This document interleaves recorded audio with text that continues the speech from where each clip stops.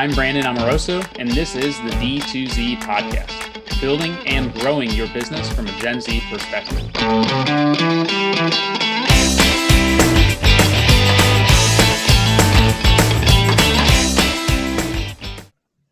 Hey everyone, thanks for tuning in to D2Z, a podcast about using the Gen Z mindset to grow your business.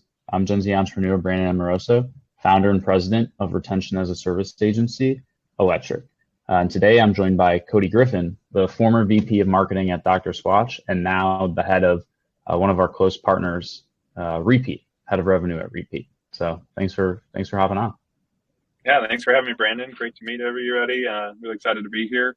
Talk a lot about retention. That was my core focus at Squatch, trying to grow LTV and think about ways to improve the customer relationship. And excited to do that with Repeat across more brands now and chat with you about how more of your customers can do the same.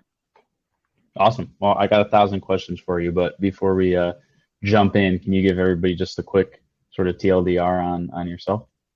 Yeah, absolutely. So I come from the non-traditional marketing background of management consulting. I worked for several years after business school in strategy consulting before deciding I really was bored of working in big corporate and wanted to go into the smaller business. And so that's when I jumped ship into the marketing world and landed over at Dr Squatch, which was just a huge training ground for me. Really, really interesting space, a business that was growing like rapid fire for many years. And I think many in the D2C space know it for a variety of reasons, including really great advertising. But my opportunity there was really around how do we take those customers that we've acquired through this fantastic advertising and turn them into lifetime users. And that kind of became a passion project for me across how do you think about the e-com ecosystem from D2C to marketplaces? How do you think about the omni-channel business as you continue to expand and you enter into retail?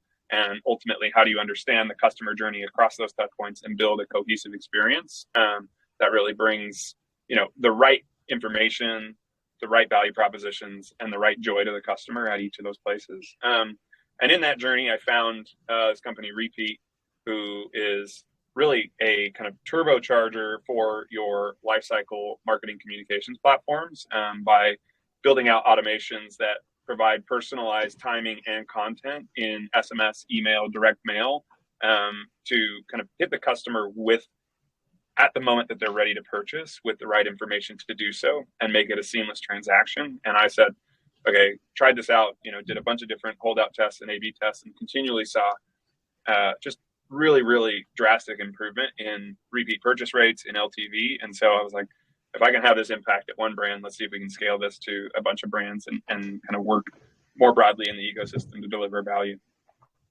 So I joined Repeat about 3 months ago and have been kind of running revenue and sales and go-to-market since.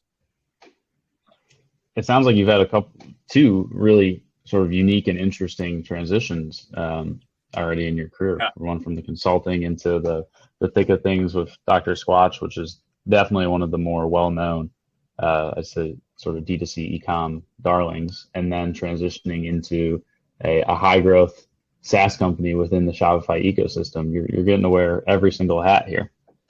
Trying. Yeah, man. For me, in the notion of entrepreneurship, I'm not an entrepreneur myself, but I think it's something I've aspired to do at some point in my career. And I think part of that is gaining exposure to a variety of, different verticals, different capabilities, and different problems that you're going to face along the way, because I think only those things will only help when you are trying to put yourself into that first opportunity to build. And that's something that I'm hopeful for over time. Yeah, I think the most important things are just an ability to sort of there's like the interpersonal soft skills that are so critical, but then a desire in willingness to learn, and then also not be afraid to go into things that you don't know or don't understand. I feel like half of what we focus on at Electric is just empowering the team with confidence to be able to go out and do new things. I mean, especially in the Shopify ecosystem, there's a new thing every day that you should be going out there and testing or trying. There's no experts, and that was my whole talk track when we were getting clients. It's like, why would you want to work with somebody that has 10 to 15 years of email marketing experience? Because email changes every day. And that's sort of the way we've gone about it. But I feel I feel the same way, and that's why I was excited to have acquisition opportunities last year and then ultimately go with the software company, because now we get both sides of the equation and get to try and take Right. all the learnings that I had from being on the agency side with companies like Klaviyo, Repeat, and so on, and their partner programs, looking at them from the outside. How do I try and replicate? And you don't have to reinvent the wheel with everything. You can add in your own sort of secret sauce and your own unique spin on it. So Yeah, I mean, I think that was for me what was actually most interesting about Repeat from the start is like they're absolutely not trying to reinvent the wheel, right? It's how can we complement all of these pieces that are already in the ecosystem that most brands are already using, and just hopefully make them better and easier to use for the brands in an effective way to drive incremental revenue for those businesses, which for me is like the ideal outcome. yeah. And that whole thesis makes more sense to me than trying to build a competing product to existing solutions that are already in the market and have a devoted and sort of solid customer base. And that's sort of the For sure. why drinks built into Shopify what the alcohol ecosystem needs to be able to sell direct to consumer versus going and building a Shopify for alcohol. Right. Like that just doesn't work. Doesn't make sense. Absolutely agree with you there, for sure. So what are some of the things that you're most excited about? You said you've been at Repeat for 3 months now. I bet it's probably felt like it's gone by in the blink of the eye. But what are some of the things that you've been that you've learned that you didn't necessarily expect, and then also what you're most excited about looking forward to the end of this year? Yeah, I think so. On the areas that I didn't expect that have been like eye-opening for me, I think a couple of pieces. One, coming from the brand side, I think my perspective was that, any brand that is trying to create value for their customers and that is trying to create value for their own business and their shareholders is going to be really focused on how do we prove out incrementality. And I think one of the things that I've actually experienced is that like a lot of brands don't have the bandwidth to actually invest in proving out incrementality. And so your ability to build confidence around that as a SaaS ecosystem and a SaaS partner, build confidence around the fact that you are delivering value without a true holdout test is really critical. And so for me, learning how to message and think about and communicate with my customers and with prospects has been something that has been a new journey for me. That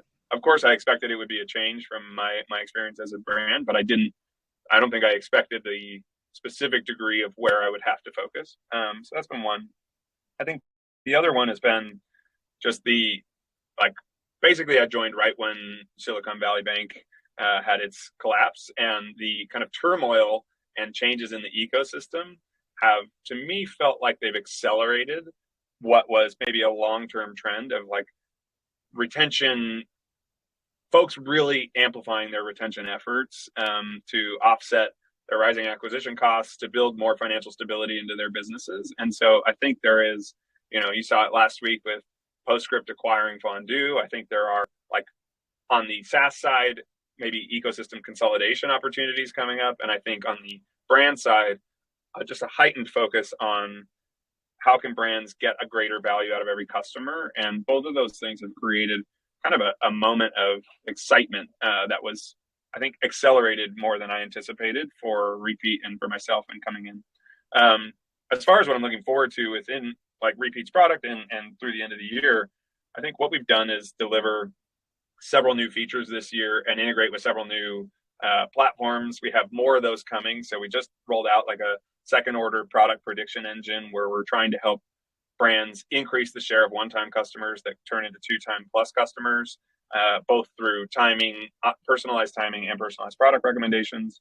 But we're also coming out with several more kind of personalized recommendations, including discount recommendation engines and like timing for when you can complement that with your marketing calendar versus automations, which is really exciting. And then the other piece that I'm looking forward to is more of these integrations in the ecosystem. So right now we're closely integrated with Klaviyo, Postscript, Attentive, and Postpilot. Next on our list in that realm is probably Yotpo, given their breadth of product suite and just the ability to serve customers across their email and SMS ecosystem. And then we also work really well with a lot of subscription partners, anybody who's doing unified checkout. And that's been an exciting thing for me, is our ability to upsell into subscription on any of those one-time products. So yeah, I know there's a lot that I threw out there, but well, I was gonna dig into the tech partnership side of things, because your product, more so than I say some others, is very, maybe it's the wrong way to put it, but very dependent on tech partnerships. Like you're building Absolutely. within other tech platforms, and like not everybody's Shopify or Klaviyo, where like everybody builds for them. So what has it been like navigating that? Because I'm sure maybe less so now, but there's this sort of back and forth of who builds what and what do you prioritize over another, and like what aspects of account mapping go into that, and customer needs and requests versus your own sort of internal ideas around where the product should be headed. How does that all shake out? Yeah, all great questions. So I think like the starting point is like helping customers understand exactly what you just laid out, that we are built on top of their existing lifecycle ecosystem instead of complementary to or replacing certain products within their lifecycle ecosystem. So if the customer understands that, then there is a much easier journey. How do we get there is through these really good partnership with our tech integrations. So with Klaviyo, for example, we work really hard with them to, every time we have a joint brand, sit down and like have the Klaviyo reps talk about how our product works, have us sit down and talk about how our product works and why we work together as an integration. Same exercise for PostScript and Attentive. Typically we'll have the CSM for the brand and ourselves all in a Slack, so that we can kind of jointly communicate about what is that core value proposition. And then like why we picked certain integrations, I think, and how we prioritize those, I think is a great separate set of questions, which for us, like our founding technology was built around the Shopify ecosystem. So as a starting place, we are, one of our core inputs is your Shopify transaction data. And so for us, our integration lens is honed in on who are big players in Shopify as a starting foundation. And then from there, it's okay, how do we make sure we can deliver impact at the greatest scale possible across the Shopify ecosystem?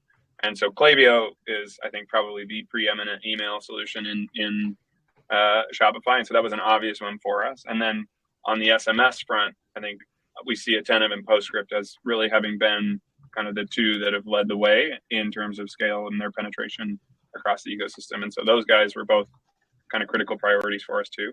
One of the interesting things is a lot of times folks will ask, hey, like Klaviyo is competing with Attentive and PostScript on SMS. Obviously, PostScript and Attentive are competing. Attentive is competing on email with Klaviyo. Like, how are you able to balance all of those? And I think for us, we're not trying to pick a winner here. That's not our objective. We're trying to enable whoever the brand wants to work with, whoever the brand thinks is best for their business, for us to be able to help them amplify whatever their results would be within those channels. That's our kind of core ethos as we go into these. And so we really look at each partner as a valuable partner to us, and not one that we're saying, hey, you're going to be the winner in this space, so we're going to prioritize you. Yeah, and I feel like that's not our job necessarily either, to choose that. But yeah, totally agree with you. It has been getting interesting. So sort of seeing everybody sort of converge together. Yeah, I'm curious what your thoughts are on kind of the offering expansion of any given platform, or I don't know. I'm curious on that front. I think it's the maturation of the e-commerce industry as a whole, because in some ways we're ahead of like B2B, and in other ways we're not, especially within the Shopify ecosystem. But you do have interesting shades where it's like we're doing a lot of B2B migration work now, or B2B builds on Shopify, and sort of the the measure of success is just, hey, make this kind of like what we would expect a regular D2C e-commerce website would look like, Right. because they sort of lag far behind in that sense. But then me entering the ecosystem in 2018, 2019, I was a big proponent of HubSpot. Mm-hmm. With having everything in one solution. You know, you got marketing, you got the website, the whole concept of it sounds great. They never could really wrap their head around or prioritize building within the Shopify ecosystem. So they got passed up very quickly, and then we moved over to Klaviyo, and sort of the rest is history there. But now everybody is trying to become the HubSpot of e-commerce, and Klaviyo is undoubtedly going to become that over its evolution. I mean, email is a commoditized product at this point. You've got a ton of players in the email space, and the reason why everybody uses Klaviyo is because of everything else and all the data and integrations and the platform approach that they've taken to it. And now they're throwing on reviews. Who knows what will come next? And they're just getting wider. Because at the end of the day, like an email editor is an email editor. There's only so much that can be done within that. So I think it's necessary for some products. Like, why are there 450 reviews apps when I Google or when I look up reviews in the Shopify App Store? It doesn't make sense. And so many people rush into the Shopify ecosystem, both in terms of builders, but also in terms of investors, because it was the shiny object at that moment. And then I feel for the companies that raised in like 2019 or 2020 at a really aggressive valuation, and now they have to deal with that valuation. And you have newcomers to the space that are being a little bit more calculated or strategic with their investments and what they're doing. And it's no fault of the operators from before, because I mean, that's what the market was demanding, like growth at all costs. But when I'm getting free AirPods 2 to 3 times a month from our own agency tech partners, there's probably something wrong with what's happening with the flow of funds. So there's a need for that, but also merchant demand too. Like, why do I have 50 apps in my Shopify store? It doesn't make any sense. It's unfortunate because it's going to knock out a lot of businesses, and I think there's some opportunistic mergers and acquisitions that could happen, but probably won't happen, because they would have to happen at a significantly less like valuation than what the last round was at. So some like very strategic pairings I see, like, I just don't know how they could actually make the numbers work per se. And it depends on how strong of a current position you have in the merchant tech stack is, in my opinion. And there's sort of two sides of the coin. There's like more of the platforms, and then there's the apps that are building within a Klaviyo, like yourselves, or I think of some others like Windsor, where you're not necessarily impacted by what's happening in the ecosystem, because it's more so like reviews, quizzes, subscription, like, though I'd say larger, more broad categories where they need to expand into new products like ASAP. For example, Akendo can't just be reviews anymore, because Yotpo just gives reviews away for free and then gives you 3 or 4 other solutions. And merchants, I mean, people are inherently lazy, I think, in some regard. So it's like, why do I really want to take the effort to get like that slight better experience with the product on, and that's just even assuming that Akendo has a better reviews product than Yotpo. Like, why do I want to put in that effort when I could just go get this? And not only is it free, I'm going to save money, I'm going to look great to my team because we have cost savings here, and now I can log into one platform. So I think I see them going to like a zero-party data approach, where you have reviews, quizzes, post-purchase survey all under one house, and like that could be a play, but everybody's got to get bigger. Yeah, I think you're hitting the nail on the head, in my opinion. I think the other piece that, like, while you say, you know, maybe humans are inherently lazy, I think the other piece that is a challenge is, like, to really get the most out of a product that is truly specialized on only one of these verticals, is like, you have to have such scale in your brand already to be extracting marginal benefits that are like value accretive to the bottom line, that many brands will look at the cost savings side and see that the ultimate value from that is much larger than the top line growth that I'm going to get out of whatever efficiency, plus the incremental effort required to get that, extra benefit is, a double negative against those single vertical specialists. And so, yeah, I totally agree with you. I think it's going to create a forcing function for many of these individual Shopify apps. And to your point, the valuations on many of them makes them uniquely challenging to kind of merge together in some capacity. Yeah, I think lazy was maybe a strong-handed, miscalculated word. It would be more so, there's resource constrained. I don't have these problems because I'm not a brand owner, but I can only imagine like all the other things that are going on in the business. And at the end of the day, like, who gives a shit? It's reviews. Like, reviews have been commoditized. So like, I need to go focus on one of the other 50 fires that I have to put out today, not how do we maybe more thoughtfully extract zero-party data during our review request process. So that's where my head is at with that.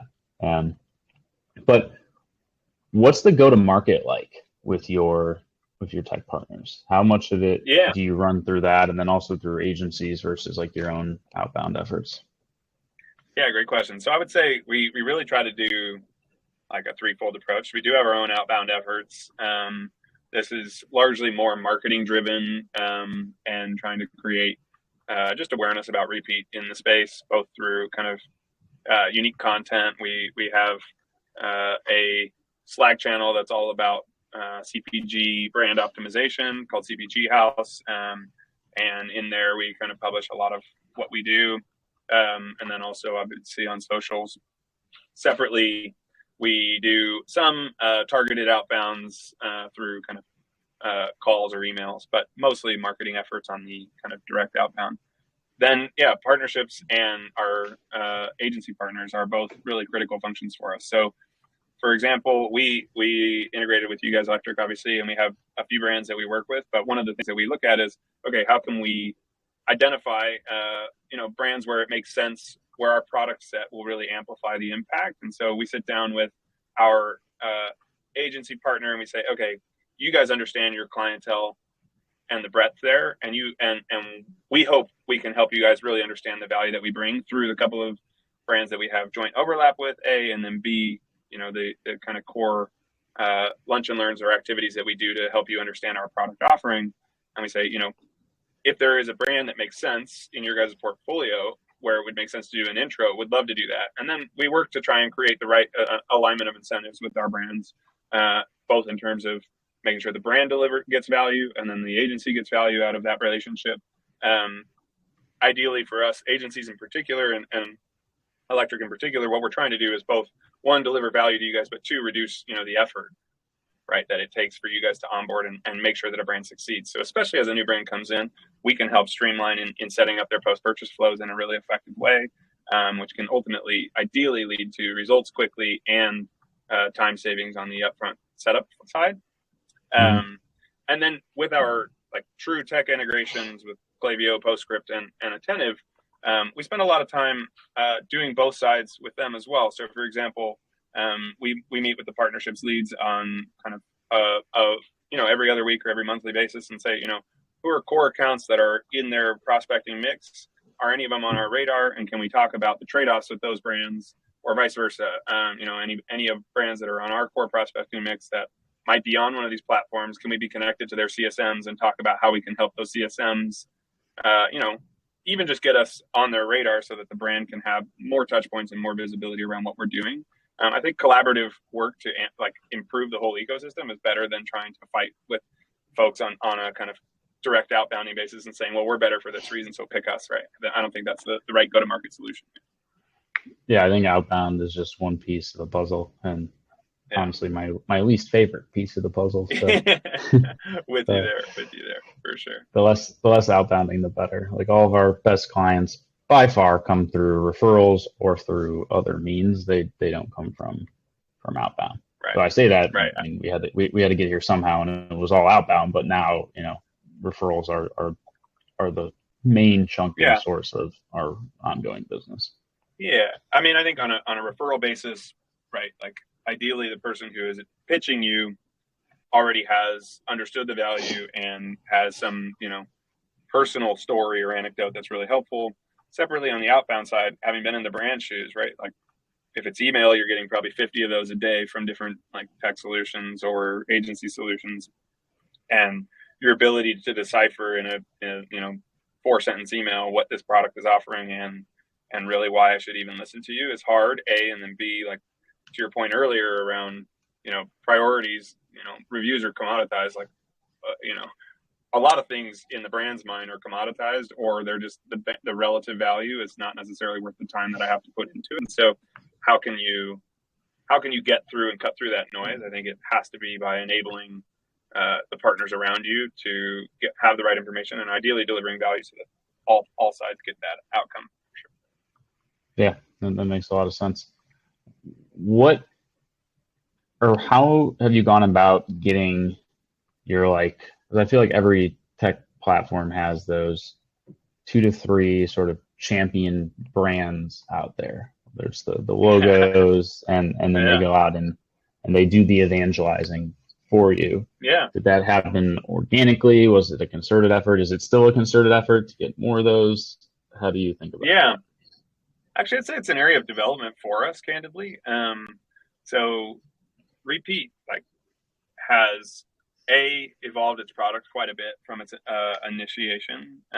When it started, it was actually an SMS platform dedicated to customers who wanted to repurchase the same products but didn't want to sign up for a subscription. So it was largely targeting the CPG vertical, and it was, like I said, its own distribution channel. Over time, we realized SMS is like a competitive space, and brands don't really want to have multiple phone numbers, or eventually they're not allowed to have multiple phone numbers. And B, like we can have much more impact if we can broaden out through an existing ecosystem.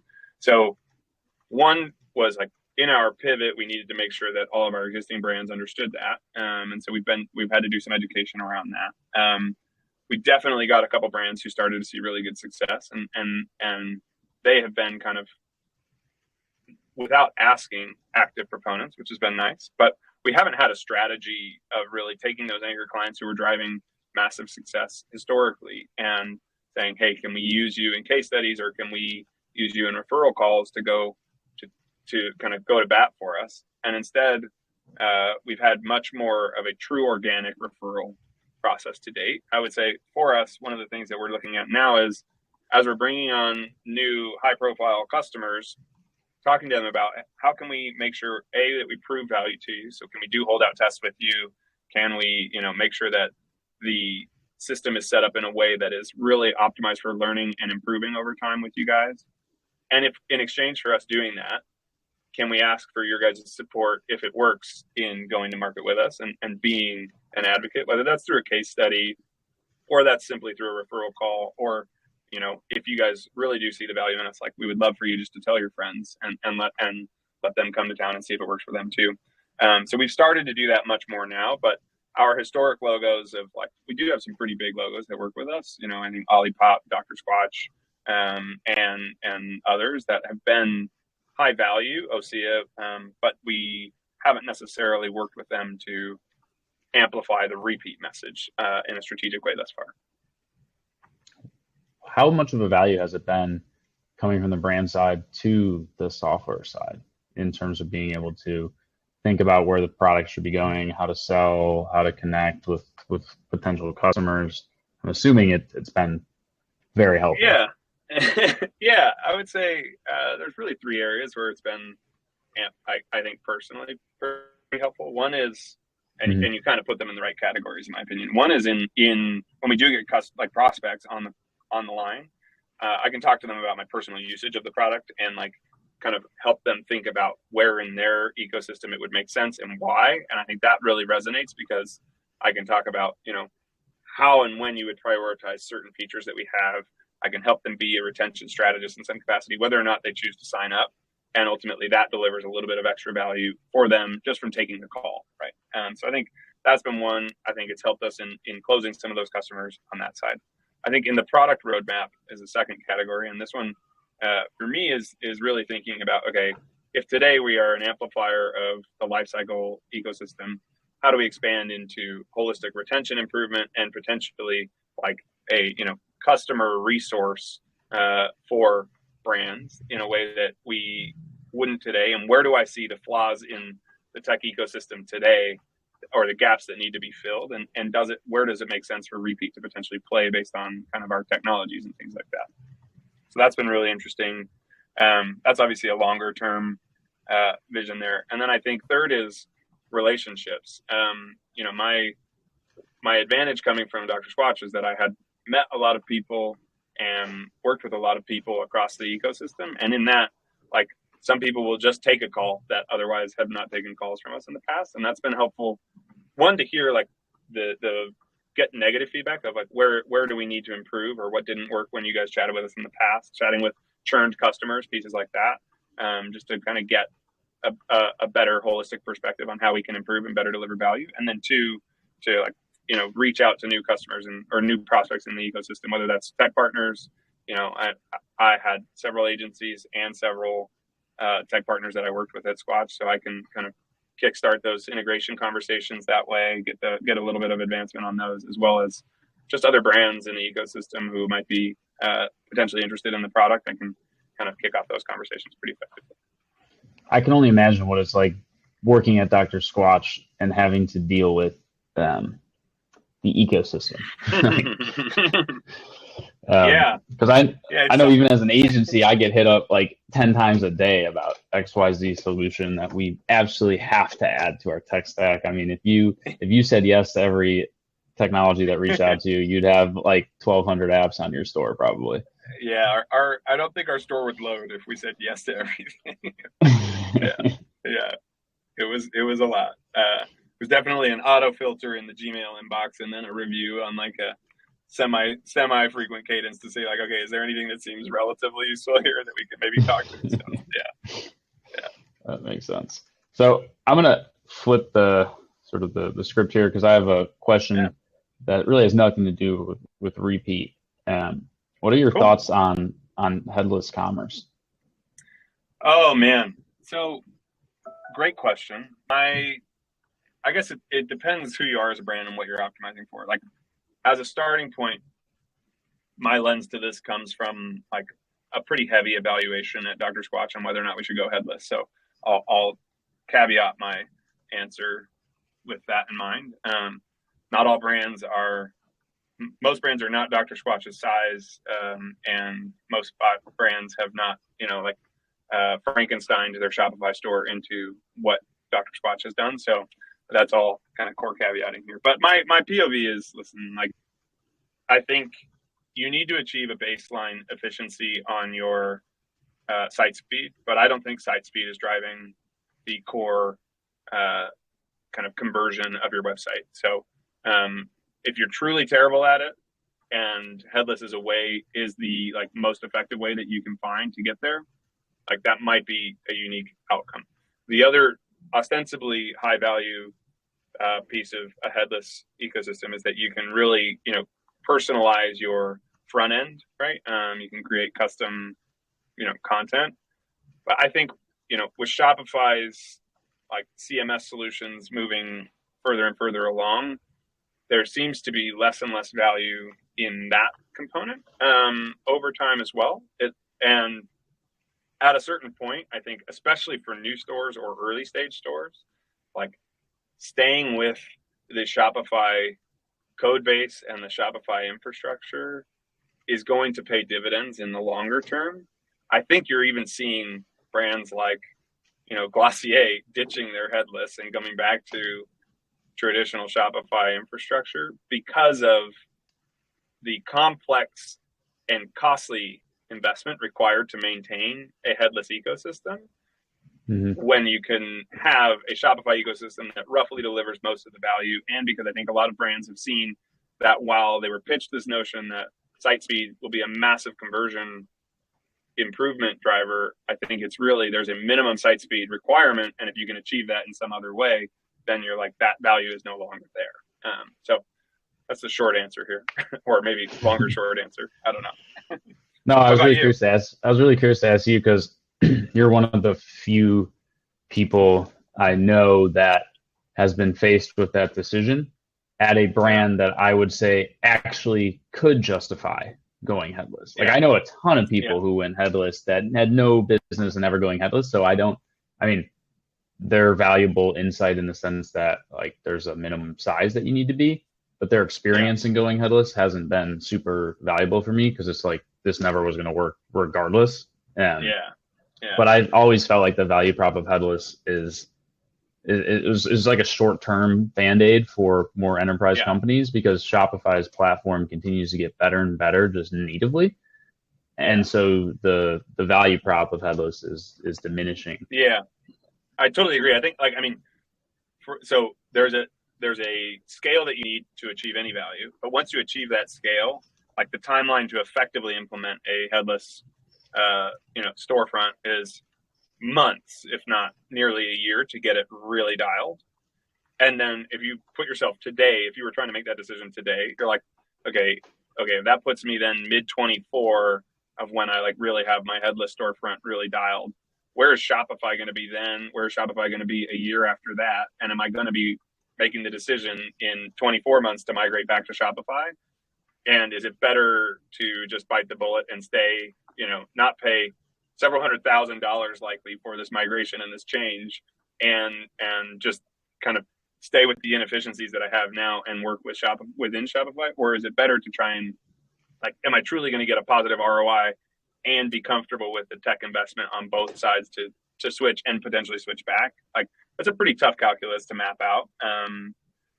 For me, I think there are, if you're looking at going global, really going global and having like a lot of stores in a lot of different areas, that's the one use case that can be particularly valuable, especially if you can't offer all of your products in every market. Like Shopify Markets has some features, but it's definitely not, Shopify Markets that's pitched in the editions, right? And so I think there can be a value in that sense where you can have really customized marketing in every market through your front end CMS, plus your headless checkout solution can be a little easier, or your headless front end solution can make it a little easier, but you really have to have a certain use case to make it worthwhile.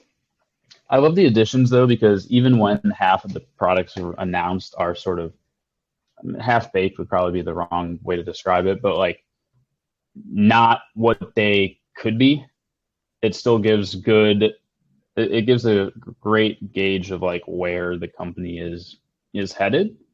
And so like Markets and Markets Pro, right? Yeah, like that, like, okay. Yeah, like maybe in 3 to 5 years, international commerce will be really seamless on Shopify's platform. And for now, it's going to be a great way for SMBs to be able to sell some products in France or whatever it may be.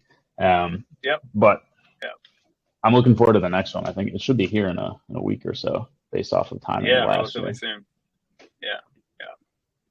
Well, no, that's super interesting. I had one other question that now I'm blanking on, but if I remember it, I'm gonna have to put it in the show notes, because we touched on headless commerce, which was one I really wanted to pick your brain on. God, it's escaping me, but I don't know. Are there any other things that you wanted to touch on today? Any questions you want to turn the table?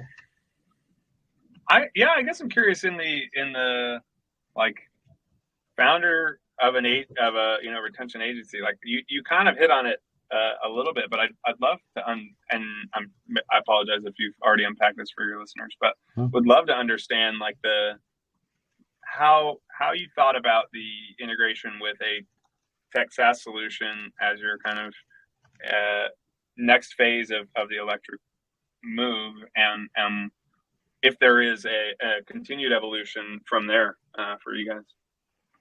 Yeah, in terms of where electric is headed with technology partnerships as a whole, or where electric is headed with technology? I think with technology partnerships as a whole. Yeah. So for me, what I'm most focused on right now is what are logical additions to our retention marketing service offering. So one very obvious one was direct mail. I went out and evaluated the 3 or 4 like Klaviyo integrated direct mail partners, and ultimately we partnered with Postpilot, and now that's a service offering that we've rolled out to about either 6 or 8 of our top sort of retention clients, and then we'll eventually sort of productize it, so to speak, and have it as an offering in our actual like proposal process. But that was an obvious one, because it's like, how do we add more value from a retention side? And it's not email and SMS, but it's still in our retention lens. So we're not getting, it's not like we're going to go do ads, or we're doing something that's just totally outside of our wheelhouse. But then within those service offerings, what are the solutions that are going to produce outsized returns for our clients? And there's a lot of really cool products like Repeat or others. Windsor is one that allows you to do like the AI videos, and Klaviyo for personalization. What are tools like that we can plug into what we're already using that not every brand is using yet? It's like every brand is using Klaviyo, but how do we have some sort of like arbitrage on net new like products that are in the market for 12 to 18 months before like every other brand is leveraging them? And so I'm really focused on the new to market solutions like a Windsor, or a Super Affiliates is another one that we use for all of our referral programs. That's a great place for us to be, especially for the software company as well, because we're an agency that's at a size where we will work with you very closely, and you still get to work with like the decision makers, and we can help deploy it through our entire agency. And like, once we partner with you, we use you for every client, because that's just how we sort of operate and roll. So that's what I'm focused on, at least on the agency side, is how do we find new tools like that? I love that strategy of like, think about the entities where you're going to have 12 to 18 months of arbitrage. Like, to your point, that if the tech platforms or the tech solutions that are mono focused are, getting commoditized, then like your ability to integrate those small enhancements gives you that advantage for that period of time. I love the guys, Anders and Andy over at Super Affiliate. I love their product and what they've done. It's like very, very cool. It's a rad brand. So psyched you guys are working with them. Yeah, I mean, we generated like 10% of one of our skincare brands revenue through their referral program that we deployed with them. That's insane. And it's like, especially in this customer acquisition nightmare, like, how do you get creative with going out and acquiring more customers, and to just sort of turn that on and engage? And I mean, all the referrers have a higher LTV, all the referred customers have higher LTV, like everything makes sense. And then we as an agency look like geniuses for bringing it to our clients versus the reverse. Like, we've had one or two instances why didn't you bring this to us, right? Yeah, we've had one or two of those instances where, hey, what's the deal? We brought you this instead of the other way around. And that's actually been one of the nice things about getting acquired and bringing on Elisa to run the day-to-day of the agency, is I get to do the newsletter weekly now, and then like actually look at every single tech partner that we currently have, what are their product updates and releases, and then what are the betas, so that we can get into them. And then she can operationalize it within the agency. But before that, I mean, I did it when I could, but it wasn't being done in the similar fashion to what we're doing now. Yeah. Very cool, man. Very cool. Well, thank you for coming on. Especially just winging it here. I always prefer those versus the scripted conversations. My pleasure. I appreciate the time, and it was great catching up. Before we close out here, can you let everybody know where they can find you and Repeat online? Yeah, definitely. I'm on LinkedIn, Cody Griffin at Repeat, and then Repeat, you can find us, getrepeat.io. We're not a public app in the Shopify store, so you can't find us just by searching, but if you just go to getrepeat.io, you can find a link to our app in the Shopify store from there. So definitely don't hesitate, reach out, and look forward to chatting. Awesome. Thanks for coming on. As always, everybody listening, thanks for listening. This is Brandon Amoroso. You can find me at brandonamoroso.com or electricmarketing.com, and we will see you next time.